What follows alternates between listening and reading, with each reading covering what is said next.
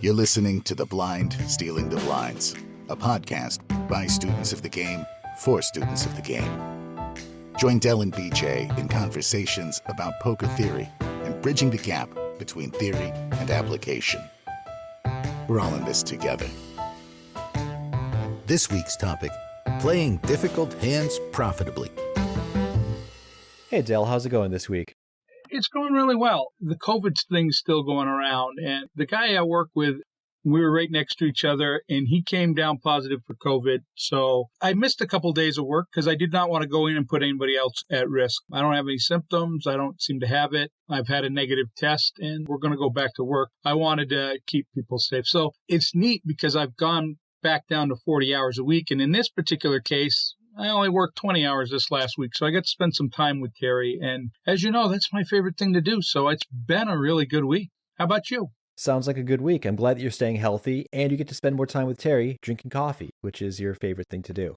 Things are going pretty well for me. I have two pieces of news on the real estate front. The first is that my father and I close on his new house in West Virginia this Thursday, which means instead of being 7 hours away from family, he will be 1 hour away. And we'll be able to see each other more often and hang out and play golf, which I know you hate hearing me talk about golf. The other thing is that I met a guy for coffee this week talking about going into business with each other as like a real estate investment partnership. So I'm looking into that. That's going to be upcoming news. We'll see how that goes. But yeah, there's a lot of stuff going on. Well, congratulations on all that. Thanks. When my father and I are closing on this house, there are a lot of individual steps, none of which is difficult. But in totality, it's very daunting. Something that ends up being daunting for the average poker player is playing difficult hands. Jacks to sevens, aces with weak kickers. People don't know how to play these hands. And like real estate investment, it's not that hard if you break it down into bite-sized pieces.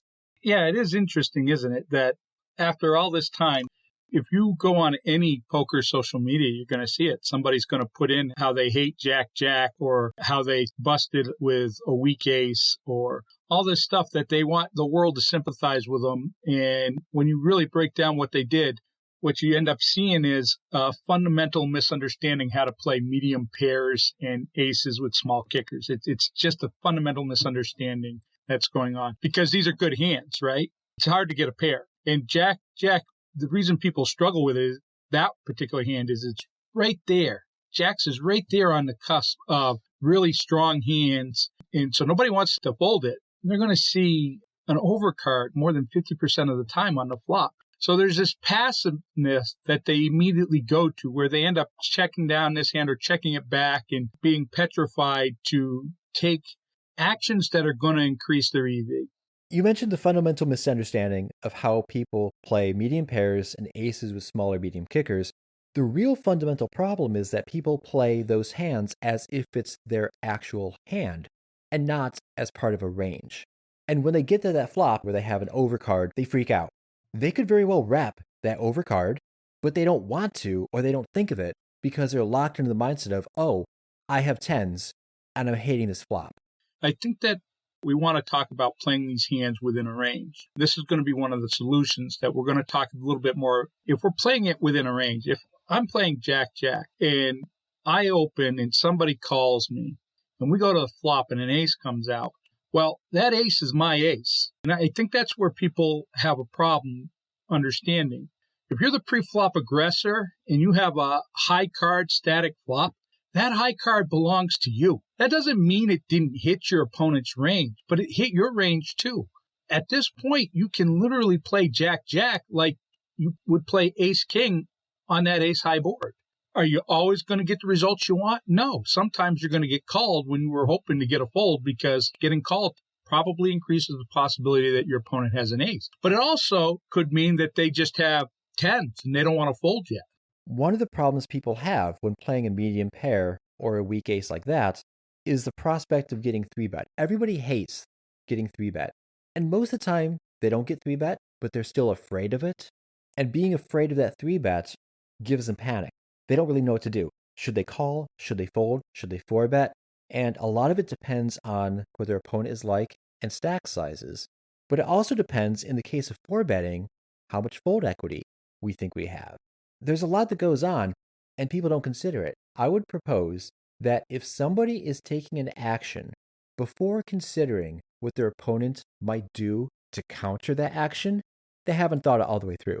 If I'm going to bet and I'm afraid of a 3-bet, well, why haven't I taken that into consideration already? If they bet and I 3-bet and I'm afraid they're going to 4-bet, why haven't I taken into consideration what I will do in response to their 4-bet? How does their actions inform their ranges, and how would those ranges interact with the texture on the flop?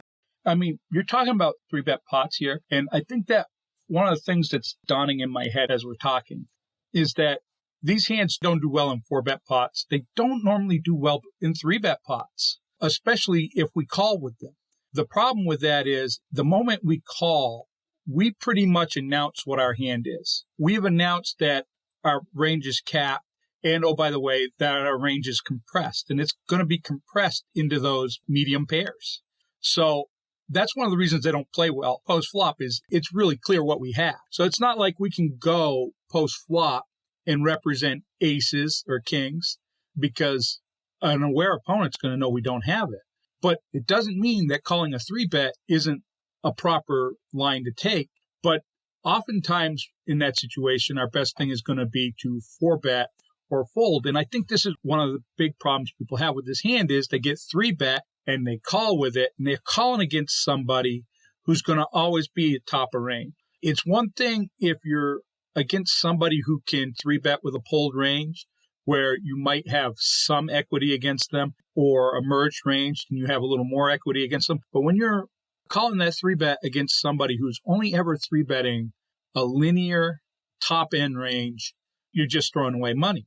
And people just don't want to let go of these hands. Well, I put money in. Well, folding these hands is all right. Folding these hands to a 3-bet is one of the best things you can do in some circumstances. And when you do call with them, it has to be with an understanding of what range you can represent going post-flop. There are going to be some flops that are going to hit your range better. And if you have a plan to steal the pot when those flops come out, then maybe you can call a little more often than, say, somebody who doesn't have the ability to make that plan. You still don't want to be calling a lot. So what about 4-betting? Well, that's going to really depend on your opponent. Is your opponent going to fold any of their 3-bet range?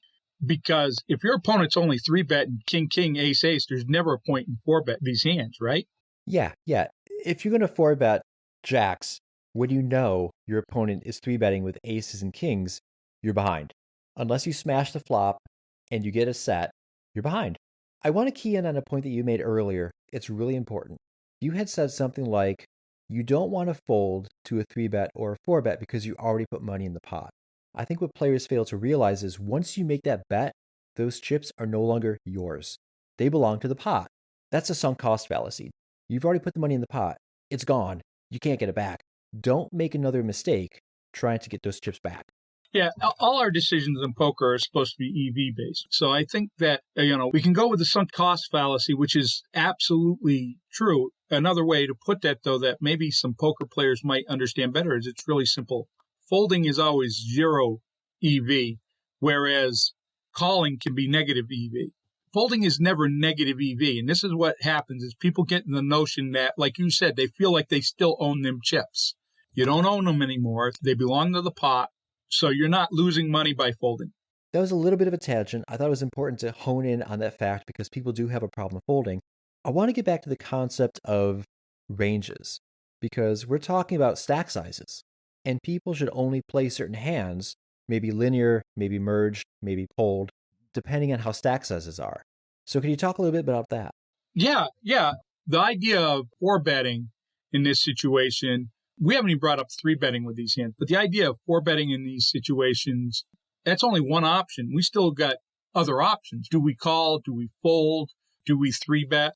And a lot of that's going to be determined by the effective stack sizes. So basically, the smallest stack involved in the hand is really going to determine a lot of what we're going to call with, what we're going to fold, and all that. The smaller the effective stack, the tighter we need to play. That's one of those things that we keep hammering, and people really need to understand. You cannot play the same range at 50 big blinds that you're going to play at 200 big blinds. You can't do it. It's going to cost you dearly if you do. So when we're looking at this, we start breaking up these medium pairs into hands that are going to call and hands that aren't going to, or hands that are going to 3-bet and hands that don't have any chance. Because when we're looking at medium pairs, we're looking at those 7s to jacks. We're looking at these aces that we're talking about. We might be talking about ace 9, ace 8. What's going to determine how we play these hands? Stack size is always going to play a part in that. Sometimes our opponent's ability to fold, how loose our opponents, all that stuff plays in, but stack size is where we want to start. Are we going to include these in our range for 3-betting? Are we going to call with any of these hands, or are we just folding them all based on the fact that we're so shallow? You mentioned 3-betting, but I do want to give an example of where 4-bet pots become exceedingly dangerous when stack sizes are small. Let's say you open the standard 3 big blinds. They 3-bet you to 10 big blinds. You 4-bet them to 30 big blinds. And let's say they call. Now you have 60 big blinds in the pot with what? 70 big blinds behind? If that, you're already at an SPR of 1 or less. You're going to get stacks in the middle in no time flat. Do you really want to play for stacks? You got to think about that before you ever think about 4-betting pre-flop when stacks are small. I think it's good to make the statement once again, these hands are not great in 4-bet pots. Although we mention 4-betting them, it's not a common practice. It should be something that should be rare. And they should be in them situations where you believe that your opponent is 3-betting so wide that you can take advantage of that. It shouldn't be common to be 4-betting these hands. That's not what they're for. However, a lot of these hands are good for 3-betting from late position, especially if you are against an opponent that is opening a little wide and has showed a propensity to fold to aggression when they get 3-bet. And also, if you know you're not getting 4-bet, it's okay to 3-bet some of these hands. They're going to help expand your 3-bet range, give you an opportunity to manufacture EV a little more often. You shouldn't be afraid to 3-bet them under the right circumstances. And part of that, once again, it's going to be deep enough stacks. It's going to be opponents that are opening wide. It's going to be in situations where you don't expect to get 4-bet very often. I think you bring up a really good point about position. If we can 3-bet and we're in position, we're going to put our opponent to a really tough spot. Think about all the times that we've been out of position facing a 3-better. That's like the worst. And we're doing that to them. When we do that kind of stuff to them, that's great for us. When they do it to us, not so much. I think that trying to get people to understand the power of position, they all understand it. By this point in the poker evolution, everybody knows that position is paramount to making money in poker. However, if you go to any game, everybody will tell you they know the power of position, and yet you'll still see people playing the same hands from every position because they're not really utilizing that power. This is like one of the simplest things. I can recall from the earliest episodes that we've been doing that, we keep talking about position. And I'm just telling you, I mean, I'm not ever worried that people out there are going to hear us and suddenly become hard to beat. There's going to be a few, and I'm really happy about those few. I mean, those few are the ones we're trying to reach and trying to make their lives better and their poker better. It's amazing how many people are going to listen or read a book that's going to tell them, hey, position's the most important thing and stack size is the second most important thing, and they're going to ignore those things. They're going to gloss them over. They're going to be trying to steal blinds from somebody who's only got 15 big blinds in front of them and wonder why the guy pushed all in with queen 9. Well, he didn't have anything. He doesn't have any blinds to worry about. Well, that fact is the entire premise of our show. We help the listener bridge that gap between theory and application. So many people know the theory, and so few people apply it. I'm just as guilty as any of our listeners. I think we all fall back into the common traps, especially if we're not paying attention, if we're not focusing, if not mindful. It's so easy to lose sight of these basic fundamentals. And maybe hearing it again will help someone, but you got to put it into practice. I think that as we're recording right now, I think I want to make a fundamental change in the way we do our shows. We generally talk about what the problem is, and then we talk about the solutions, and then we talk about the tools. I want to change from talking about the tools and start talking about the application. And that doesn't mean we don't talk about tools also, but I think it's time to start making a little tweak here. And I think that I want to really drive home how to apply what we're talking about. I did a little of that earlier. I talked about if I'm sitting there and I've got jacks and that overcard comes out on the flop. Well, if I'm the pre-flop aggressor, I think it's important to remember that, first of all, we always want to win the pot before the flop anyways. And I know there's a couple exceptions to that. When we have aces, we kind of hope that we get heads up with somebody and all in. But for the most part, we just assume win that pot before the flop ever comes out. We don't have to pay any rake. We get to keep all the money. That's a good way to do it. We want to be set up so that when we do go to that flop, that we're in the most advantageous situation in poker. And that's us being the pre-flop aggressor with an uncapped range, being able to put pressure on a capped compressed range. It's where we always want to be going to that flop.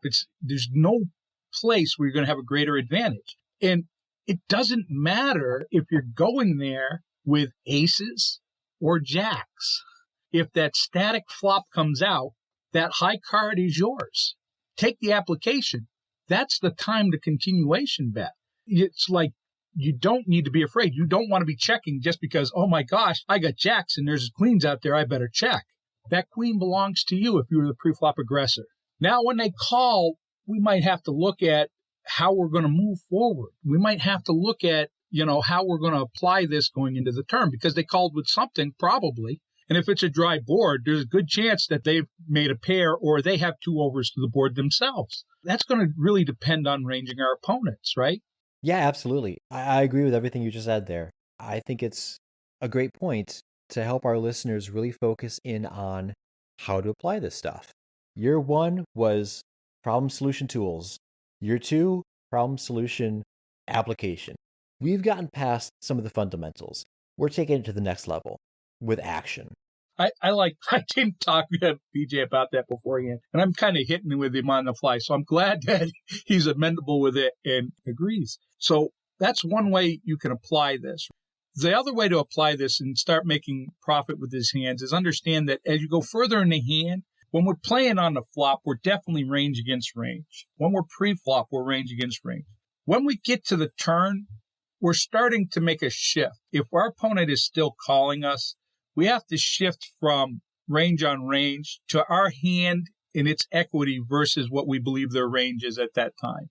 And sometimes that means that although we've taken our shot and we feel like we had range advantage and we didn't give up and we didn't play our hand passively, it might be time to give up on the hand, or it might be time to make another bet. So many hands that used to be one on the flop are one on the turn now. Somebody had two overs and they called on the flop, that hand would have been folded before. So you get a positive turn card, continue with that pressure. Who says you can't bet nines there? You had an uncapped range. It's still uncapped. By the time we get to the river, we really want to be looking at what the equity of our hand is against their range. And if our hand doesn't have any equity against their range, we might want to shut it down. If our hand does have equity against their range, well, then it's a matter of where the tipping point is between showdown value and being able to get some thin value. Or sometimes it's even just about whether or not we have the equity to call in that situation. Yeah, I think that's a great point. I'm not expecting any of our listeners to take a look at their position on the turn or the river and figure out that they have 45% equity or 65% equity or whatever number equity you have in this spot. A back of the envelope way that you could do this quickly is figuring out what hands you beat and what hands they have beat you. If you could figure out what their likely range is by narrowing that range through the streets of the action, and then you figure out, oh, hey, there are maybe 20 combos of things that they have that crush me, and they have 60 combos of things that I crush. All right, well, you just kind of figured out your equity in that spot. Act accordingly. You don't need to be a human calculator to figure that out. Yeah, and that's right. And you don't even have to be exact on the combos. And here's the key. It's not even that. It's not even what combos beat me. It's what combos beat me that could possibly be in their range at this point. Good point. Yeah. You can really focus in on a narrow subset of hands as opposed to trying to count every combo out there. So what did they get to this river with? And how is that going to be against my hand? And this isn't just difficult hands. This isn't just your medium pairs or your aces with the meh kicker. Goes for any hand. It could be aces. When you get down to that river and you're trying to figure out what you need to do. Am I going to value bet? Am I going to check back? Am I going to call if they bet? It really breaks down to what possible combos did they get there with?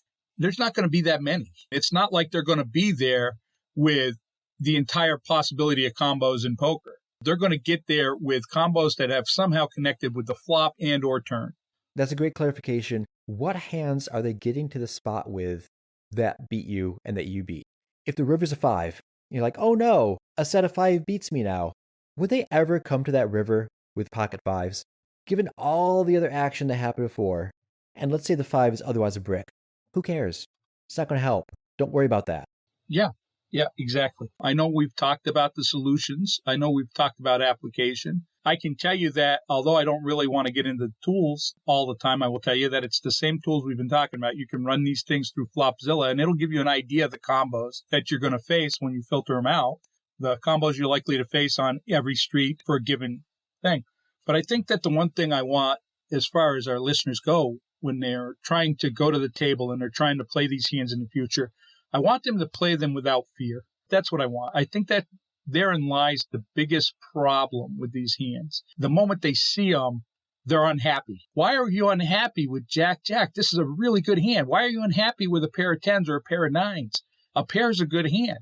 If we're playing it as part of a range, we're going to make a lot of money if we put ourselves in the advantageous positions that we've been talking about. I think that's a great point to end on, Dell. I think that's it. I've really enjoyed this one. This one was really good. Thank you, BJ. It was a good idea. Thank you. And until next week, stick to the plan and may all your variants be positive. This has been The Blind Stealing the Blinds, a podcast by students of the game for students of the game. If you haven't already done so, consider subscribing. And when you're not counting your chips, take a moment to leave the guys a review on Apple Podcasts or wherever you get yours.